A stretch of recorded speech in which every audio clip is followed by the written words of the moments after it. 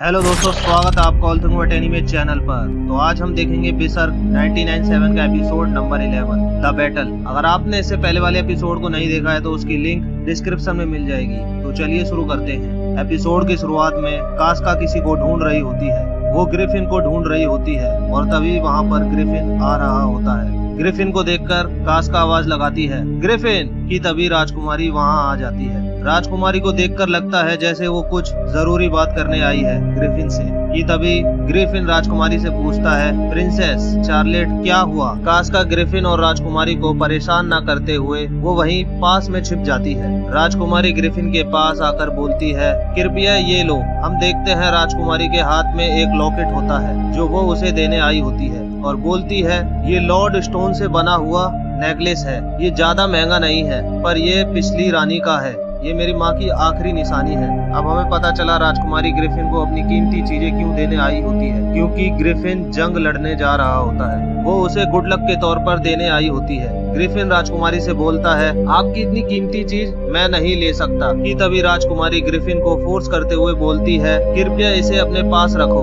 और बोलती है इसमें 2 लॉर्ड स्टोन होते हैं, एक मेल और एक फीमेल, जो एक दूसरे को आकर्षित करते हैं। जिसके पास लॉर्ड स्टोन होता है वो हमेशा साथ रहते हैं। अगर तुम इस मेल स्टोन के नेकलेस को पहनोगे ये शायद मेरी फीमेल स्टोन को अट्रैक्ट कर सकता है और इसीलिए तुम्हें लड़ाई से सुरक्षित वापस आना होगा। राजकुमारी की सभी कही हुई बातें कास्का सुन रही होती है और फिर राजकुमारी बोलती है कृपया इसे अपने पास रख ले। ग्रिफिन वो लॉकेट लेने से मना कर देता है। हम देखते हैं कास्का चौंक जाती है ग्रिफिन की बातें सुनकर। ग्रिफिन राजकुमारी से बोलता है ये आपकी कीमती चीज है प्रिंसेस, मैं इसे अपने पास नहीं रख सकता। राजकुमारी ग्रिफिन से कारण पूछती है लेकिन क्यों। ग्रिफिन बताता है इसलिए लड़ाई से वापस आकर मैं इसे आपको जल्दी ही लौटा दूंगा। हम देखते हैं राजकुमारी बहुत खुश हो जाती है ग्रिफिन की बातें सुनकर और बोलती है सच कहूँ तो आज तक किसी भी जंग में मुझे इतना डर नहीं लगा। और बोलती है सर ग्रिफिन कृपया आप अपना ध्यान रखना। और फिर ग्रिफिन वहाँ से जाने लगता है। वहाँ नीचे हम कास्का को उसका इंतजार करते हुए देखते हैं। तभी राजकुमारी कास्का को आवाज लगाती है और बोलती है नाइट कृपया सामने आओ। हम देखते हैं राजकुमारी ने कास्का को उधर देख लिया होता है और बोलती है लड़ाई में सर ग्रिफिन का ख्याल रखना। कास्का सर झुकाते हुए राजकुमारी से बोलती है जैसी आपकी इच्छा। और फिर ग्रिफिन कास्का से चलने के लिए बोलता है चलो चले और फिर वो दोनों निकल जाते हैं। हम देखते हैं राजकुमारी को ग्रिफिन की बहुत चिंता होती है। कि तभी वहाँ पर राजकुमारी की माँ आ जाती है और उससे बोलती है तुम यहाँ क्या कर रही हो चार्लेट। राजकुमारी बोलती है क्या मतलब है आपका। रानी बोलती है नाटक मत करो, तुमने उस आदमी को तोहफा दिया है ना। राजकुमारी पास जाकर रानी से बोलती है मैं अपनी चीजें किसे दूं, इससे आपको कोई लेना देना नहीं है। ये कहकर वहाँ से जाने लगती है। कि तभी रानी बोलती है ये गलत है, तुम रॉयल फैमिली की मेंबर हो, किसी को भी गिफ्ट देने से पहले सोच लिया करो और उससे बात करते वक्त ध्यान रखा करो कि लोग क्या सोचेंगे। तुम्हें अपनी इज्जत का ध्यान रखना होगा। राजकुमारी बोलती है लेकिन माँ। रानी बोलती है तुम अब बच्ची नहीं रही, अब तुम 16 की हो गई हो। रानी की ये बातें सुनकर राजकुमारी चार्लेट वहाँ से उदास होकर चली जाती है। महल के बाहर हम बहुत से सैनिकों को देखते हैं जो कि जंग लड़ने जा रहे होते हैं। आइए देखते हैं वो किस पर हमला करने जा रहे हैं। कार्कस रैकेट से बोलता है देखो हम कितने पॉपुलर हैं। रैकेट बोलता है हम वैनगार्ड पोजीशन पर लड़ रहे हैं, हम पे बड़ी जिम्मेदारी है। कार्कस रैकेट से बोलता है हे क्या तुम डर गए हो। रैकेट चिल्लाकर बोलता है नहीं। कि तभी उन दोनों के बीच में जडेऊ कार्कस से बोलता है डरे हुए तो तुम लग रहे हो। और फिर पिपिन भी कार्कस से बोलता है तुम तो डर के मारे कांप रहे हो। कार्कस गुस्से में उन सभी से बोलता है चुप हो जाओ, मैं बस एक्साइटेड हूँ। और बोलता है ग्रिफिन अभी तक क्यों नहीं आया। तभी हम देखते हैं ग्रिफिन वहाँ आ रहा होता है और सभी लोग उसी की तरफ देखने लगते हैं और उसके पीछे कास्का भी आ रही होती है। और फिर वो उन सभी को हुक्म देता है आगे बढ़ने का और फिर वो सभी लोग निकल जाते हैं युद्ध के लिए। गांव के पास हम कुछ लोगों को रोजमर्रा का काम करते हुए देखते हैं कि तभी वो लोग देखते हैं उनके पास एक बहुत बड़ी विशाल सेना आ रही होती है। तभी हम गट्स को देखते हैं जो ग्रिफिन की गई हुई बातों को मन में सोच रहा होता है। मेरे लिए सच्चा दोस्त वो है जिसे मैं अपने बराबर मानता हूँ। पिछले एपिसोड की बातें गट्स को परेशान कर रही होती है मन ही मन। और तभी बिजली कड़कती है हम देखते हैं वहाँ का वातावरण बदल जाता है और काले काले बादल आसमान में छा जाते हैं। ग्रिफिन की सेना वहाँ पहुँच गई होती है जहाँ वो युद्ध करने वाले हैं। हम देखते हैं उनके सामने बहुत से सैनिकों की सेना होती है जो उन्हीं का इंतजार कर रही होती है युद्ध के लिए। और तभी हम देखते हैं ये वही सैनिक होता है जो ग्रिफिन से हर बार बचकर भाग जाता है। आज देखते हैं ये बच पाएगा या नहीं, आइए चलिए देखते हैं। तभी ग्रिफिन के सभी साथी तैयार हो जाते हैं लड़ाई के लिए। कास्का मन में बोलती है, अरे नहीं, अभी क्यों? जडेऊ कास्का से पूछता है, क्या हुआ? तुम अच्छी नहीं लग रही। कास्का बोलती है, कुछ नहीं, चलो लड़ाई शुरू होने वाली है। और तभी ग्रिफिन अपनी तलवार निकालकर बोलता है, हमला!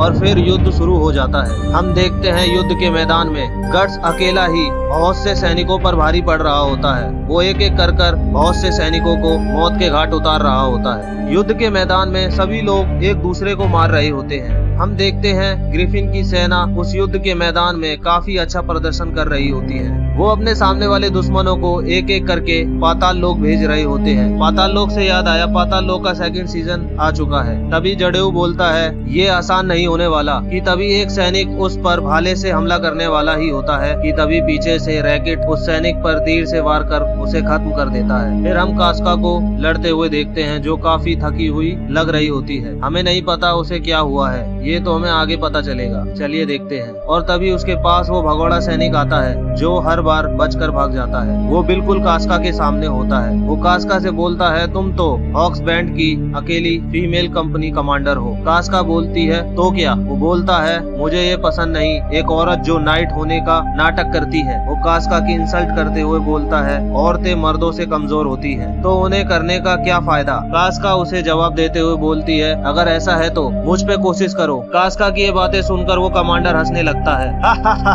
कास्का बोलती है, हंसने की क्या बात है? कमांडर बोलता है, मुझे लगता है कि तुम अपने साथी नाइट को बस दिलासा देती हो। कास्का बोलती है, क्या कहा तूने? कमांडर बोलता है, तो ग्रिफिन के साथ सोकर तुम्हें अपना ये रैंक मिला है, एक कंपनी कमांडर का। मैं भी ये एक्सपीरियंस लेना पसंद करूंगा। कमांडर की ये जलील बातें सुनकर कास्का उस पर हमला कर देती है और बोलती है, कमीने। और तभी अचानक हम देखते हैं कास्का कमांडर के हमले से अपने घोड़े से जमीन पर नीचे गिर जाती है। और तभी कमांडर उस पर अपने हथियार से वार करता है, मगर कास्का बच जाती है। कमांडर कास्का की हालत को देखकर जोर जोर से हंसने लगता है और अपने भाले को गोल गोल घुमाते हुए बोलता है, लड़ाई बस मर्दों के लिए होती है, एक औरत से क्या ही फर्क पड़ जाएगा। मैं blue whale strong heavy assault night का लीडर लॉर्ड अडोन तुम्हें सबक सिखाएगा। और फिर वो लगातार कास्का पर वार करता जाता है। तभी हम देखते हैं कास्का बचते बचते खाई के करीब पहुंच जाती है। तभी ग्रिफिन के कुछ सैनिक कास्का को मुसीबत में देखकर बोलते हैं, दीदी। और वो तेजी से लॉर्ड अडोन की तरफ आ रहे होते हैं हमला करने के लिए। कास्का उन सभी सैनिकों को बोलती है, बेवकूफो, पीछे रहो। तभी अडोन उन सभी सैनिकों को एक साथ मौत के घाट उतार देता है। उसे ऐसा लड़ता हुआ देखकर ग्रिफिन की सेना का एक आदमी बोलता है, क्या फाइटर है। उस सैनिक के पास जडेऊ कास्का की चिंता करते हुए बोलता है, कास्का। कास्का जडेऊ से बोलती है, चले जाओ जडेऊ, मैं इसे मारने का रास्ता ढूंढ लूंगी। अडोन बोलता है, किसी काम के नहीं, कोई हैरानी नहीं कि तुम उस औरत के नीचे काम करते हो। उसकी बातें सुनकर जडेऊ के पास वाला सैनिक गुस्से में उस पर हमला करने जाता है। तभी अडोन कास्का के गले के पास भाला कर देता है और तभी वो सैनिक वहीं रुक जाता है। कास्का धीमे धीमे खाई के करीब जा रही होती है। वो बिल्कुल खाई के कोने पर होती है। अडोन कास्का से बोलता है, और तुम क्या करोगी? पीछे कोई रास्ता नहीं। और फिर वो कास्का को छेड़ने लगता है और बोलता है, वैसे तुमने मर्दों जैसे कपड़े पहने हैं, फिर भी तुम सुंदर लग रही हो। चलो मैं तुम्हें एक चांस दूंगा, अगर तुम मेरी साथ बंदी बन जाओ तो मैं तुम्हें नहीं मारूंगा। बेशक बंदी के रूप में तुम्हें मेरे लोगों को खुश करना होगा। अडोन ने जो कास्का से कहा है, दोस्तों मुझे नहीं लगता कि आज ये जिंदा बचेगा। कास्का बोलती है, कमीने। अडोन बोलता है, तो तुमने मुझे कमीना कहा। और फिर वो उस पर वार करते हुए बोलता है, फिर तुम इस कमीने के हाथों ही मरोगी। और तभी वहाँ पर गट्स आ जाता है कास्का को बचाने के लिए। गट्स कास्का से बोलता है, तुम ऐसी नहीं हो। गट्स को देखकर कास्का के होश उड़ गए होते हैं। जडेऊ खुश होकर बोलता है, कमांडर गट्स। और तभी गट्स जोरदार हमला करता है अडोन पर। गट्स बोलता है, चलो मुझे नहीं पता तुम कौन हो, मुझे बस किसी पे अपनी तलवार चलानी है जब तक मैं थक कर बेहोश नहीं हो जाता। अडोन कहता है, अपनी बकवास बंद करो। और फिर वो गट्स पर हमला कर देता है। गट्स उसके वार को डिफेंस कर लेता है। वो कहता है, बढ़िया, तुमने मेरे वार को रोक लिया, लेकिन अब ये फिर से नहीं होगा। और फिर अडोन हंसने लगता है हा हा हा और बोलता है क्या तुम मेरे खतरनाक वार से बच सकते हो जो कोब्रल वीट्रज फैमिली में 140 सालों से चली आ रही। और फिर अपने भाले को घुमाते हुए बोलता है एक अल्टीमेट सीक्रेट टेक्निक गंजन सेनपू। तभी अचानक गट्स उसके सिर पर वार करता है। उस वार से उसके भाले के 2 हिस्से हो जाते हैं और तभी हम देखते हैं उसके डिफेंस आर्मर के भी 2 टुकड़े हो जाते हैं। गट्स उसके कान को काटते हुए बोलता है गंजन सेनपू। तो यही है अडोन गट्स के उस वार से जमीन पर पड़ा होता है। ये दृश्य देखकर वहाँ के सभी लोग हक्के बक्के रह जाते हैं और बोलते हैं बाप रे, उस राक्षस ने उसे 2 वार में ही ढेर कर दिया। जेडेऊ सीटी मारता है और उसके बगल वाला सैनिक बोलता है ये है हमारे कैप्टन, बहुत बढ़िया।